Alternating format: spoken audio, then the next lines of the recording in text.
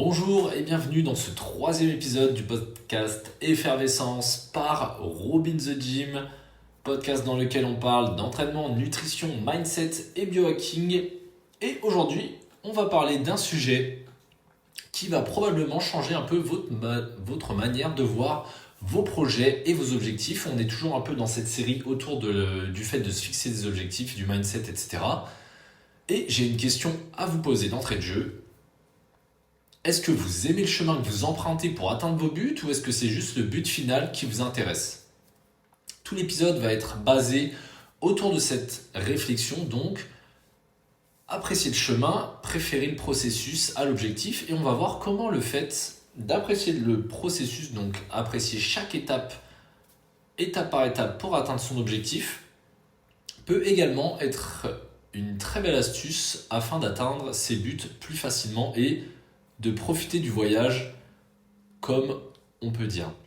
Est-ce que vous vous êtes déjà senti complètement épuisé rien qu'en pensant à tout le travail que vous aviez à effectuer pour atteindre votre objectif ? Si je vous disais que grâce au fait d'aimer le processus, il y avait un moyen de vivre mieux cela, je suis sûr que vous avez un exemple en tête, notamment durant les études ou au travail. Vous avez un dossier à rendre, un travail à réaliser, la tâche est colossale, vous pensez direct à la finalisation du dossier et là ça vous paraît complètement impossible, vous vous sentez vidé, déjà épuisé alors que vous n'avez même pas commencé simplement par le simple fait de penser à tout ce qui vous attend pour réussir. Ça c'est un des pires sentiments, on l'a déjà tous vécu. Là j'ai pris l'exemple de la vie professionnelle ou des études, mais ça arrive également dans la vie personnelle avec l'atteinte d'objectifs. Ici on va garder la vision du coaching et du sport, mais d'atteindre un objectif physique, etc. Ça peut paraître un petit peu trop dur ici quand on n'arrive pas à séquencer tout ça, son objectif. Et vraiment, ça peut directement nous mettre dans l'impasse alors qu'on n'a même pas commencé quand on pense à tout ce qu'on va devoir réaliser pour atteindre cet objectif. Donc comme vous l'avez pu voir, ici on reste dans la veine un petit peu des deux épisodes précédents et on essaye en fait d'apporter brique par brique plusieurs visions, plusieurs astuces pour que vous puissiez à la fin les reconstruire et prendre celle qui vous inspire le plus, qui vous donnera ce déclic, qui vous motivera le plus. Ça peut être l'une d'entre elles, ça peut être tout en même temps, etc. Donc imaginons ici que vous transformiez chaque étape de votre projet en quelque chose un peu plus gratifiant. On revient ici un peu sur le fait de diviser en plus petites parties un objectif un peu plus grand, mais on va vraiment ici insister sur le fait de kiffer ça en fait, tout simplement kiffer le fait d'avoir à faire tout ce que vous avez à faire au quotidien, les petites étapes pour atteindre votre objectif final et d'attendre ça avec impatience chaque jour. Et en fait, ça commence encore une fois par un changement de perspective. Si vous écoutez ce podcast, c'est que vous êtes déjà dans la bonne dynamique. En fait, ça va être le fait d'apprécier chaque action, chaque petit progrès, et même les défis. On en avait parlé dans le premier podcast sur la mentalité de croissance. Prendre les défis comme des opportunités, et car ils font partie en fait intégrante de votre développement personnel. Et cette façon de voir les choses va transformer chaque jour en une victoire en fait. Célébrer les petites victoires, on en avait déjà parlé également, donc ça va être des moments de célébration plutôt que de toujours attendre une grande révélation à la fin qui peut parfois s'avérer décevante. On peut arriver à la fin d'un voyage, à la fin d'un objectif et se dire « Ah, en fait c'était pas si ouf. Je voulais courir un marathon, j'ai fait 42 km, bon finalement... c'était pas si incroyable, je m'attendais à avoir une meilleure sensation, je m'attendais à avoir un sentiment d'accomplissement plus grand. » Et vous avez beaucoup comme ça d'athlètes qui ont par exemple des dépressions post-marathon, des dépressions post-Ironman pour les triathlètes, où une fois que l'objectif a été atteint, on se dit « Ok, je l'ai fait, et maintenant ? Qu'est-ce qui se passe ? Retourne à la case départ ?» Et donc en fait pour éviter cet effet un peu dépression qui peut vraiment arriver, il faut vraiment ici se concentrer sur le fait d'apprécier le processus et c'est vraiment l'engagement dans le processus en fait qui va enrichir l'expérience et qui va renforcer votre persévérance au fur et à mesure. Deuxième question pour vous, est-ce que vous faites partie de ceux qui préfèrent les récompenses immédiates ou est-ce que vous êtes prêt à attendre un peu plus longtemps pour obtenir une récompense plus grande ? Je vous laisse réfléchir quelques instants. Est-ce que vous préférez avoir une petite récompense tout de suite ou patienter sans forcément de limite de temps ou de durée et avoir une récompense plus grande à la fin, même si vous ignorez quand est-ce qu'elle va arriver. Comme vous le savez, notre monde aujourd'hui, il valorise énormément les résultats rapides. C'est pour ça qu'il y a autant de gens, par exemple, qui se tournent plus vers, admettons, une liposuction que vers un coaching perte de poids. Parce que ici, vous avez directement, hop, le résultat, vous dormez, hop, on vous endort, vous vous réveillez, hop, comme par magie, vous avez perdu X kilos de gras. Bon, forcément, il y a le prix qui va avec et aussi les impacts pour la santé, évidemment. Mais voilà, il y a beaucoup de gens qui se tournent, par exemple, vers des solutions comme ceci de chirurgie esthétique, pour rester dans le côté corps, fitness, etc. Et c'est vraiment ça, à l'image de notre monde. On n'est plus du tout dans la gratification différée, on en parlera juste après, mais on est vraiment dans le succès tout de suite, le succès rapide, etc. Vraiment, la patience aujourd'hui, c'est vraiment une des qualités les plus grandes de notre époque. Et c'est vraiment la clé du véritable succès, c'est vraiment cette consistance au quotidien, le fait de pouvoir se dire étape par étape, je gravis les échelons et j'essaye de ne pas brûler les étapes. Évidemment, par exemple, économiser de l'argent, ça peut vous sembler parfois lent et frustrant, mais si vous vous y tenez, les résultats à long terme, ça peut transformer votre vie financière par l'achat d'un bien, d'une maison, etc. Et par exemple, on peut reprendre également l'exemple d'athlètes olympiques. Repensez à des athlètes olympiques, ils s'entraînent des fois des années pour des performances qui durent parfois seulement quelques secondes. On a cette citation de Usain Bolt qui disait « Je me suis entraîné 4 ans pour courir 9 secondes et les gens abandonnent quand ils ne voient pas de résultat en 2 mois. » Je vous la répète, Usain Bolt disait « Je me suis entraîné 4 ans pour courir 9 secondes et les gens abandonnent quand ils ne voient pas de résultat en 2 mois. » Ça retrace exactement ça. Notre fameux Usain Bolt, que vous connaissez sans doute, j'en suis sûr, s'est entraîné pendant des mois, des années pour que le jour J, il court le 100 mètres en 9 secondes. Je ne sais pas si vous vous rendez compte de la dichotomie entre les années d'entraînement et la réalisation de l'épreuve, qui est seulement de 9 secondes. Et pourtant, il a quand même dédié une énorme partie de sa vie juste pour pouvoir courir 9 secondes. Je dis juste pour pouvoir courir 9 secondes, c'est exceptionnel évidemment, mais on se rend compte ici vraiment de la différence d'investissement entre les deux. Donc chaque session d'entraînement, c'est un pas de plus vers votre gloire, vers votre réussite, et ça vous prépare au mieux en fait pour les plus grands défis de la vie, quoi. C'est vraiment, même si la récompense elle est loin dans le temps, c'est vraiment chaque petite action que vous allez mettre en place qui va vous rapprocher de votre objectif. Aussi grand soit-il, aussi petit soit-il, peu importe, chacun à son niveau a ses objectifs. Mais si vous adoptez ce système de gratification différée, vous allez développer une résilience, une persévérance, etc. et une patience surtout qui va donc vous enrichir au quotidien.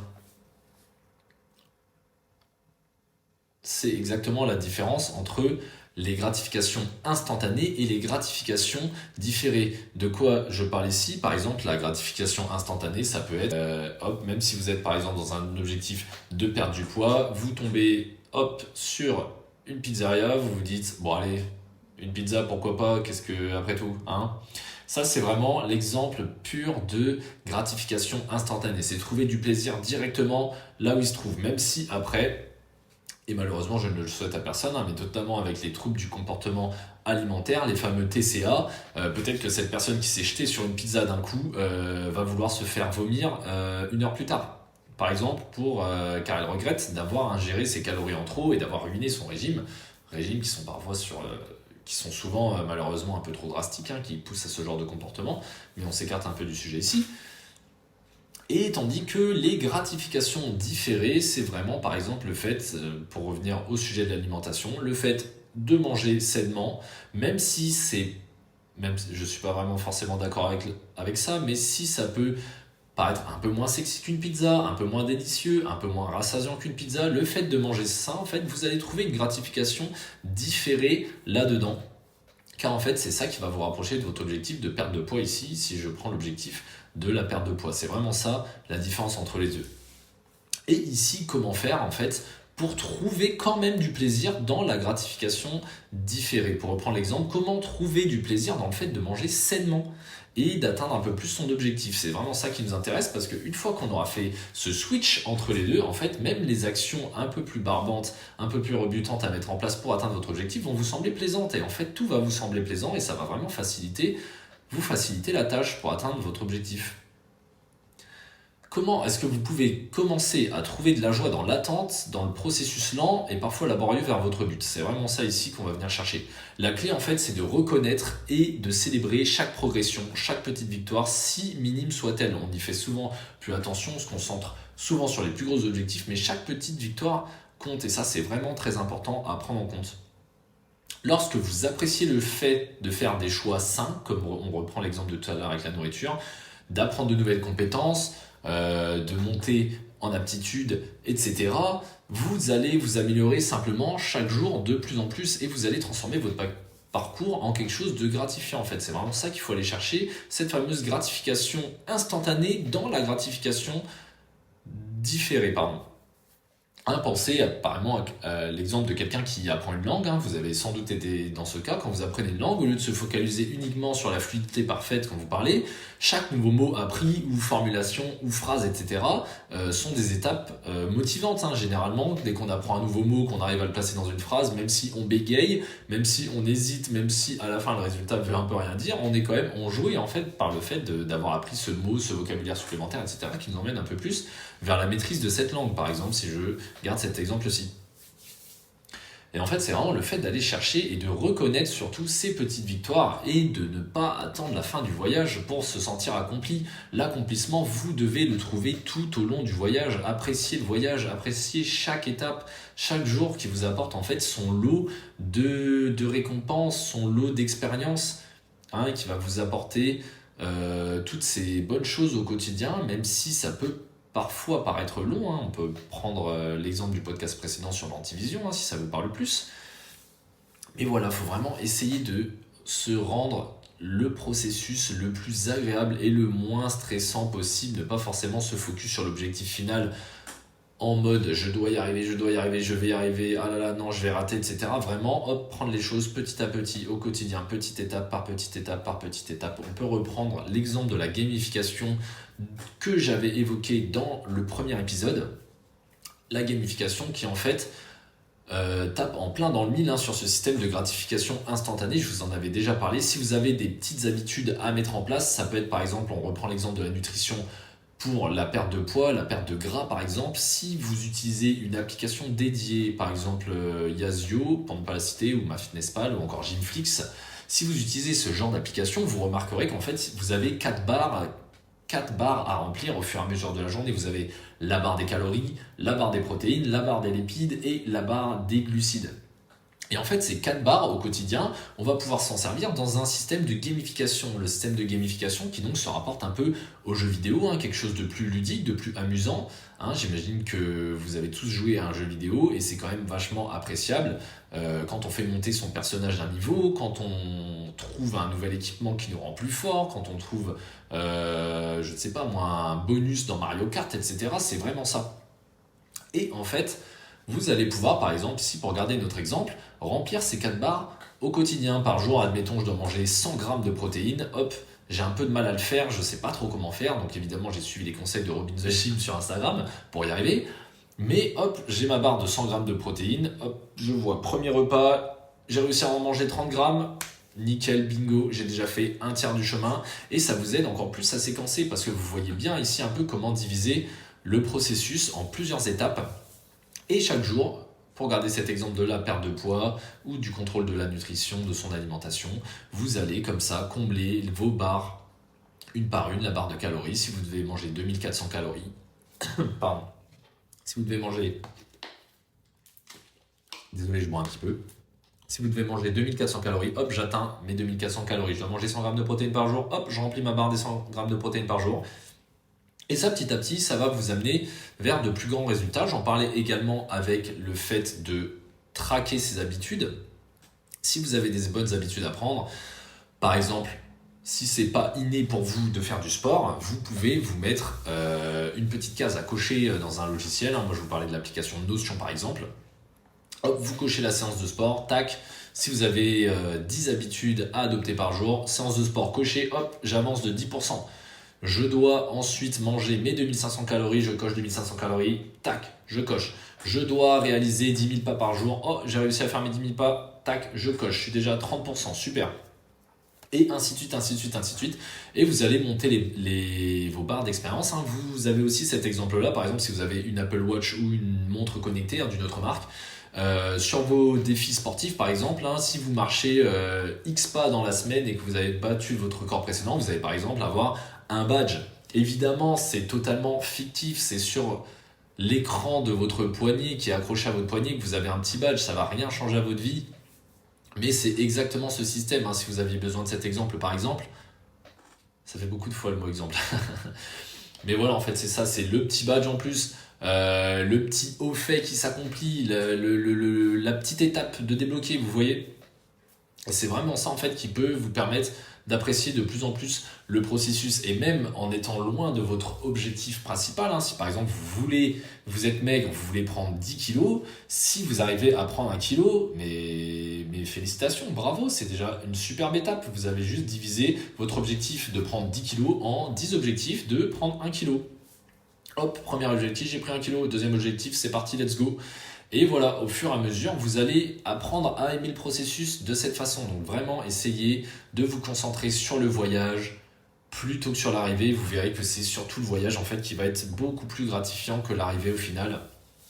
Généralement, quand on atteint son objectif, certes on est content, mais au final on se rend compte qu'on en veut quand même toujours plus. Et voilà, vraiment essayer d'apprécier ce processus. Faire attention aux gratifications instantanées et plutôt privilégier les gratifications différées. Et le top du top, c'est vraiment de trouver la gratification instantanée dans celle qui est différée. Prendre du plaisir en faisant quelque chose de pas forcément facile au départ et prendre du plaisir là-dedans. Par exemple, réaliser sa séance de sport. Cette séance de sport, elle est dure, elle est compliquée, mais pendant que vous la réalisez, vous savez que c'est pour votre bien. Et dans cet état d'esprit-là, dans ce mindset, cette mentalité de croissance dont on parlait dans le premier épisode, c'est ainsi que vous allez pouvoir apprécier ce moment. Et tout découle vraiment de cette mentalité de croissance dont on a discuté auparavant. Également, vous pouvez reprendre l'exemple de l'épisode 2 avec l'antivision, si ça vous parle plus que le fait de vous fixer un objectif à très long terme. Donc voilà, essayez vraiment d'apprécier au quotidien. N'hésitez pas à noter sur une feuille de papier les petites victoires du quotidien, les petites habitudes un peu reloues à mettre en place. Et à chaque fois que vous cochez cette habitude, super, j'avance. Je coche l'habitude, super, j'avance. Hop, la journée se termine, nouveau jour qui démarre et c'est reparti, on continue. Ça peut être un peu routinier, ça peut paraître un peu redondant, mais c'est vraiment dans la répétition qu'on forge la perfection. Donc surtout, n'arrêtez jamais. Focalisez-vous sur votre objectif d'une manière distante, mais surtout focalisez-vous sur toutes les petites actions à mettre en place au quotidien pour y arriver. Je vous encourage à prendre un moment après cet épisode pour penser à ça, écrire vos petites habitudes, vos petites victoires au quotidien dont on ne se rend pas forcément compte. Ça peut vraiment vous aider à vous remotiver si vous êtes dans une mauvaise passe. Si vous me découvrez à partir de cet épisode, je vous invite à écouter les épisodes précédents dans lesquels on parle de mentalité de croissance, d'antivision. Si ça ne vous parle pas, je vous invite vivement à y aller. Ça peut vraiment vous débloquer au niveau mental pour atteindre vos objectifs encore plus facilement. C'était Robin the Gym, on se retrouve très très bientôt dans un nouvel épisode de mon podcast Effervescence. À très bientôt, c'était votre coach. Ciao.